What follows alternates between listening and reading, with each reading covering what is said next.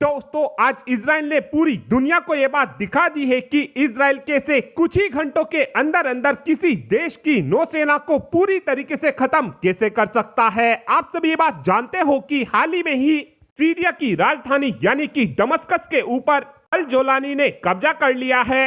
इस कब्जे के हो जाने के तुरंत बाद ही इजराइल की तरफ से अपनी वायुसेना को यह ऑर्डर दिया गया था कि सीरिया के ऊपर अंधी बॉम्बिंग को करना शुरू कर दो और इस ऑर्डर के मिल जाने के तुरंत बाद ही इजराइल की वायुसेना ने तुरंत ही सीरिया के ऊपर अंधे तौर पर बॉम्बिंग को करना शुरू कर दिया था।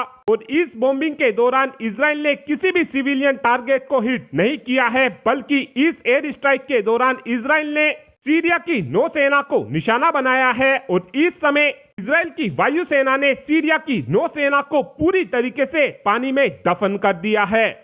लेकिन यहाँ पर आपके मन में यह सवाल जरूर आ सकता है कि इजराइल जो बशर अल असद को सीरिया से हटाना चाहते थे, जब इन्होंने ये काम अल जुलानी से करा लिया तो उसके बाद इन्होंने सीरिया की नौसेना को पूरी तरीके से समुद्र में दफन किया क्यों है। इस बात के पीछे सबसे बड़ा कारण यह है कि इजराइल काफी ज्यादा लंबी सोच रखता है और इस समय इजराइल की तरफ से ये सोचा गया था कि आगे चलकर अल जुलानी भी इजराइल को धोखा दे सकता है और ये ऐसा कुछ करते उससे पहले ही इजराइल ने सीरिया की पूरी ही नौसेना को तबाह कर दिया है। इन एयर स्ट्राइक के दौरान इजराइल ने 500 बार सीरिया के ऊपर हमले किए हैं।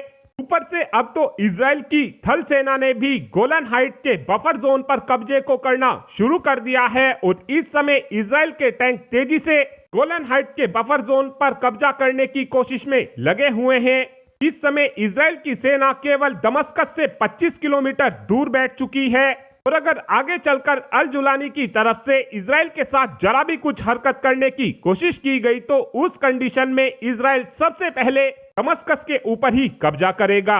और इस समय गोलन हाइट को लेकर इजराइल के प्रधानमंत्री यानी कि बेंजामिन नेतन्याहू की तरफ से बोला गया है कि गोलन हाइट अब पूरी तरीके से हमारा हिस्सा बन चुका है। और आपको बता दें कि अभी तक भारत गोलन हाइट को इजराइल का नहीं मानता था, लेकिन अब यह देखना अहम होने वाला है कि क्या भारत की तरफ से गोलन हाइट को अब इजराइल का हिस्सा माना जाता है या फिर नहीं।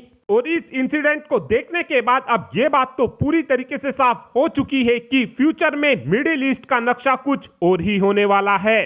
और आने वाले समय में हमको ये भी देखने को मिल सकता है कि आगे चलकर इजराइल की तरफ से सीरिया की और अधिक जमीन के ऊपर अपना कब्जा किया जाए।